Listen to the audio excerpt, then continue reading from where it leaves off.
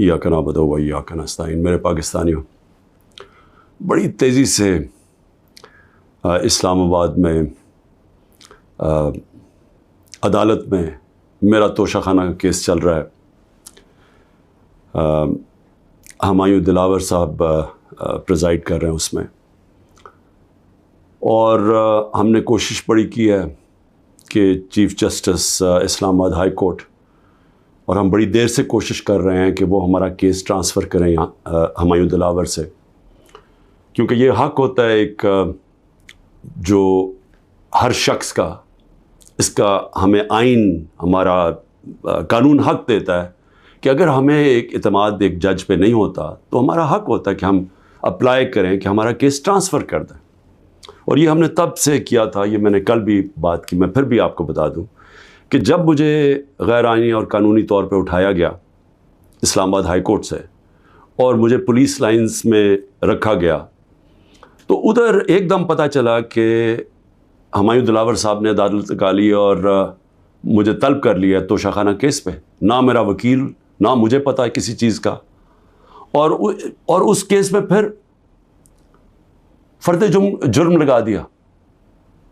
قانون تو یہ ہے کہ مجھے بتا کے لگانا چاہیے تھا، بتائے بغیر لگا دیا. تو ہمیں تب ہی سمجھ آ گئی کہ یہ ہمیں یہاں انصاف نہیں ملے گا.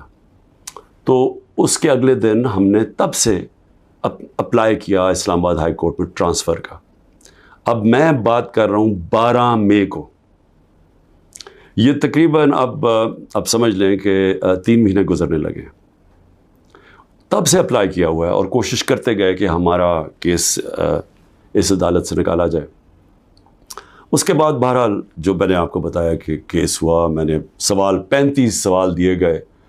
محرم کی 3 چھٹیاں تھیں، بڑی مشکلوں سے ہم نے وہ اکاؤنٹنٹ کو ڈھونڈا. اصل میں یہ سارے سوال ٹیکس کے بنتے ہیں. یہ جو اس عدالت میں سوال ہیں یہ ہیں سارے ٹیکس کے، کیونکہ کہا جی آپ نے یہ ڈکلیئر نہیں کیا، آپ نے یہ بیچا، یہ ڈکلیئر نہیں کیا. تو میں نے وہ سارے 35 کے 35 سوالوں کا جواب دیا، اور ہر ایک کا جواب میں کھڑے ہو کے عدالت میں ایک ایک کا جواب دیا. تو وہ جو ایک جگہ، اور انہوں نے سرکاری 2 گواہ پیش کیے. اب سرکاری گواہ کیا انہوں نے گواہی دینی تھی، تو ہم نے کہا کیونکہ وہ جو جواب ہیں اس کے لیے میرے اکاؤنٹنٹ کی ضرورت ہے، کیونکہ ایک 40 سال سے میرے اکاؤنٹنٹ وہی فرم ہے. میرے پاس جو پیسے آتے ہیں، جو میرے خرچے ہوتے ہیں، وہ میں ان کو بتا دیتا ہوں. وہ پھر ٹیکس فارمز بھر دیتے ہیں، وہی الیکشن کمیشن کی فارمز بھرتے ہیں، وہی ویلتھ ٹیکس جو ہوتا ہے وہ بھرتے ہیں. تو ان کے پاس سارا ریکارڈ ہوتا ہے. تو اب میں تو نہیں جواب دے سکتا کئی چیزوں کے. تو میں نے گواہ کے اندر اپنے اکاؤنٹنٹ کو کہا کہ وہ بیٹھے، اور وہ جو خاص طور پہ ایک جگہ پہ بات پھنسی ہوئی ہے کہ جی پیسے تو آپ شو کر رہے ہیں، لیکن پیسے کے اوپر آپ نے یہ نہیں لکھا کہ توشہ خانہ کا پیسہ تھا. اماؤنٹ پورا ہے لیکن توشہ خانہ وہ نہیں لکھا. تو یہ اکاؤنٹنٹ نے بتانا تھا کہ وہ فارم اس نے جیسے بھی بھری، کیونکہ فارم تو وہ بھرتا ہے. بہرحال 1 گھنٹے کا ٹائم دیا گیا اور کہا کہ 1 گھنٹے میں آپ یہ نہیں پہنچے گا تو چلو. اب اکاؤنٹنٹ 1 گھنٹے میں کیسے پہنچ سکتا ہے؟ یہ کوئی ملٹری ٹرائل تو نہیں ہو رہا. اس کو وٹنس ختم کر دیا. اور بھی ہم نے بلائے ہوئے تھے وٹنسز جنہوں نے گواہی دینی تھی انہی چیزوں کو، اور جو میرا حق ہے. اب ایک فیئر ٹرائل ہوتا ہے کہ آپ کو موقع ملے کہ مجھے ایکیوز کریں، مجھے موقع تو دیں کہ میں اپنی صفائی پیش کر سکوں. نہیں موقع دیا گیا، اور بڑی جلدی سب کچھ تیزی سے کیا جا رہا ہے. چھٹیوں میں کبھی ٹرائل نہیں ہوتا. یہ آج کل عدالتوں کی چھٹیاں ہیں، چھٹیوں کے another day to day trial ہو رہا ہے. جلدی پڑی ہوئی ہے کہ کسی طرح یہ بس جلدی سے ختم ہو جائے. موقع بھی نہیں دے رہا ہے. ایک دن کیا ہو جائے گا کہ 1 دن ڈیلے ہو گیا، 2 دن ڈیلے ہو گیا، کون سی قیامت آ گئی؟ وٹنسز آئے، ہم تو مطمئن ہو جائیں کہ ہم نے اپنا کیس پوری طرح لڑا ہے. لیکن چھٹیوں کے اندر بھی جلدی پڑی ہوئی ہے کہ کسی طرح فیصلہ آئے. حالانکہ ہم سپریم کورٹ میں بھی ہیں، اور اسلام آباد ہائی کورٹ سے مجھے کہنا پڑتا ہے کہ میں کافی مایوس ہوں کہ وہ نہ فیصلہ کرتے ہیں، وہ کھینچتے بھی جاتے ہیں. وہ پورا موقع دے رہے ہیں کہ یہ جب فیصلہ ہو جائے. یعنی اگر ہم نے ٹرانسفر کا اتنی دیر اپلائی کیا ہوا ہے تو کم از کم فیصلہ تو کریں. وہ کرتے بھی نہیں ہیں. بہرحال وہاں بھی ان کو بھی میں نے کہا، بڑی دیر کا کہا ہوا ہے کہ ہمیں چیف جسٹس اسلام آباد ہائی کورٹ پہ مجھے کوئی اعتماد نہیں ہے. جب مجھے اٹھایا گیا وہاں سے، آپ سوچیں کہ مجھے غیر قانونی اور آئینی طور پہ اٹھایا گیا ان کی عدالت سے، اور انہوں نے اس کو لیگلائز کر دیا یعنی اصل میں تو ان کو الیگل کرنا چاہیے تھا.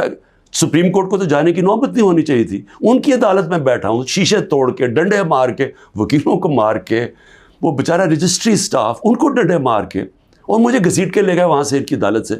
اور چیف جسٹس نے کچھ بھی نہیں کیا, بلکہ اس کو جائز قرار دے دیا گیا.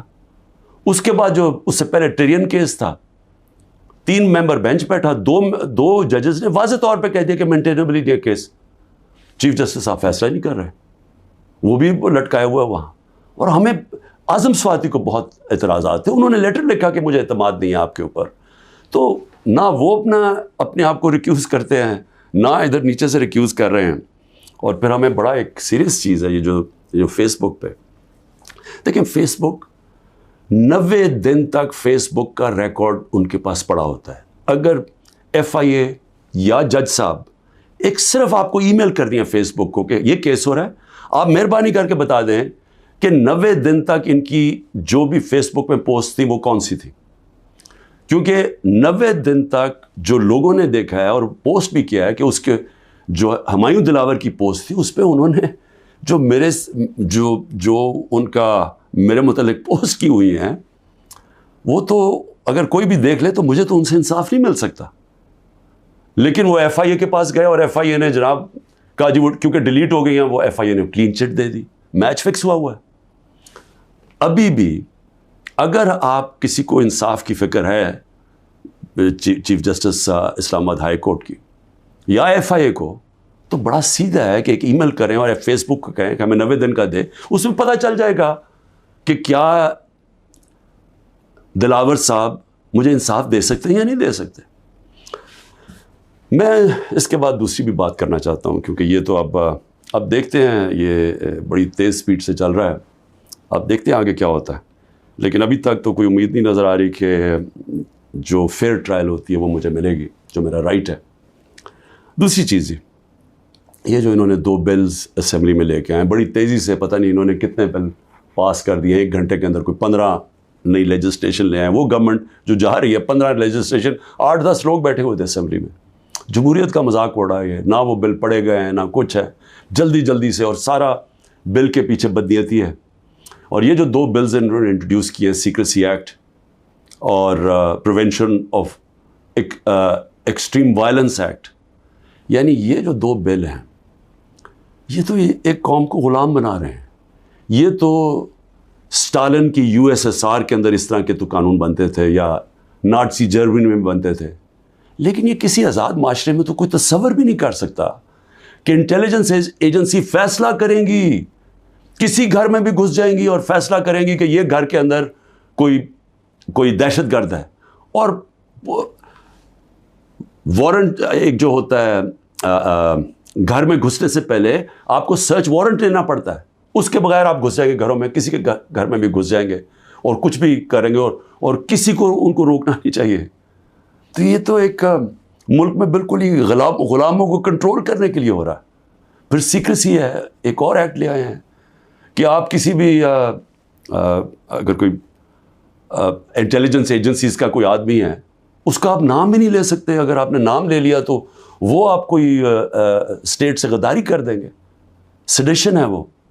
تو یہ تو اس طرف جا رہا ہے کہ جنرل مشرف کے مارشل لاء میں بھی اس طرح کی حالات نہیں تھے. یہ تو بالکل ایک وہ معاشرہ, اور مجھے لگ رہا ہے کہ تیاری کر رہے ہیں کہ انہوں نے تو الیکشن کا کوئی نیت ہی نہیں نظر آ رہی. تو اگر الیکشن نہیں کروانے ہیں تو اس کے بعد تو پھر لوگوں کو کنٹرول ہی کرنا پڑے گا, تو انہیں حربوں سے کنٹرول کرنا پڑے گا. اور مجھے جو خوف آ رہا ہے, میں آخر میں صرف یہ بات کرنا چاہتا ہوں کہ اس وقت جو پختونخوا ہے اس کی ہمیں فکر کرنی چاہیے, کیونکہ ان کی کوئی اپنی الیکٹڈ گورنمنٹ نہیں ہے اس وقت. ان لوگوں کو اوپر مسلط کر دیا ہے جن کی کوئی قانونی حیثیت نہیں ہے, اور وہ جو وہاں کر رہے ہیں, جس طرح کی کرپشن ہو رہی ہے, اور جس طرح کا وہاں وہ صوبہ آہستہ آہستہ وہاں دہشت گردی بڑھتی جا رہی ہے, لا قانونیت بڑھتی جا رہی ہے. تو وہ تو لوگوں کو پہلے ہی نوجوان وہاں سارے قبائلی علاقے کا جو جس طرح کی تباہی مچی تھی, جس طرح کی قتل و غارت ہوئی ہے قبائلی علاقے میں, ڈرون اٹیک سے, ملٹری آپریشنز, اوپر سے طالبان ایک طرف, وہ دوسری طرف فوج, تو وہ جو لوگوں سے ہوا, جس طرح کی تباہی مچی وہاں, تو وہ تو اسی سے ابھی نکل رہے ہیں. تو اگر یہ اسی طرف چلا گیا پھر سے, تو مجھے تو سمجھ نہیں آ رہی کہ کیا جو اس وقت فیصلے کر رہے ہیں اس ملک کے, کیا ان کو اندازہ ہے کہ نیچے گراؤنڈ کے اوپر کس طرح کا غصہ اٹھ رہا ہے؟ کیا اندازہ ہے کہ جب وہ پولیس لائنز کے اندر جب 100 پولیس والے شہید ہوئے تھے, پتہ ہے نیچے سے کیا آوازیں آ رہی تھیں؟ اور اب جو بجوڑ میں ہوا ہے اس کے اوپر سارے پختونخوا کے اندر کس طرح کا غصہ گیا ہے؟ کیا کسی کو اندازہ ہے کہ یہ کس طرف جا سکتا ہے؟ اور میں اس لیے کہہ رہا ہوں کہ بہت ضروری ہے, ایک ہی طریقہ ہے کہ یہ جو نیچے گراؤنڈ کے اوپر غصہ ہے یہ تب نکلتا ہے جب الیکشنز کرواتے ہیں. الیکشنز میں لوگوں کا غصہ نکل جاتا ہے, اور پھر ایک جب منتخب گورنمنٹ آتی ہے لوگ امید لگا لیتے ہیں, اور ہوتا کیا ہے کہ وہ جو سارا ٹیمپریچر ہے وہ نیچے آ جاتا ہے, اسٹیبلٹی آ جاتی ہے, استحکام آ جاتا ہے ملک میں. تو یہ جو دوسری طرف ابھی کوششیں ہو رہی ہیں, جو لوگ اس ملک میں جن کا جینا مرنا ہے ان کو خوف آنا شروع ہو گیا. جو 12 لاکھ یہاں سے پروفیشنلز چھوڑ کے گئے ہیں اور جا رہے ہیں آج, ہمیں سمجھ آنا چاہیے کہ ان کی امید ختم ہو گئی ہے. یہ سب سے خطرناک چیز ہے کہ ایک معاشرے میں لوگوں کی امید چلی جائے. تو جس طرف ہم جا رہے ہیں یہاں تو کوئی روشنی نہیں نظر آ رہی, اور اگر انہی لوگوں نے بیٹھے رہنا ہے یا اسی طرح پاکستان میں الیکشنز کے بغیر ایک کنٹرولڈ گورنمنٹ چلانی ہے اور لوگوں کو کنٹرول کر کے چلانا ہے. میں یہ اپنے تجربے سے ایک تاریخ کا ایک طالب علم ہوں, میں آپ کو بتانا چاہتا ہوں جو سیاست میں ایک زیرو سے ایک پارٹی آج سب سے بڑی ماشاءاللہ پاکستان کی پارٹی ہے, جو میرا تجربہ ہے عوام کا, میں آپ کو کہنا چاہتا ہوں کہ یہ پاکستان کو ادھر لے کے جا رہے ہیں. جو لوگ سمجھ رہے ہیں کہ وہ ڈنڈے کے زور سے اس ملک کو کنٹرول کر لیں گے, وہ سمجھتے نہیں ہیں, عوام کی سوچ نہیں سمجھتے, نہ وہ تاریخ جانتے ہیں, نہ وہ پولیٹکس سمجھتے ہیں, اور وہ پاکستان کے لیے بہت بڑا خطرناک اندھیرے کی طرف ہم لے کے جا رہے ہیں. پاکستان زندہ باد.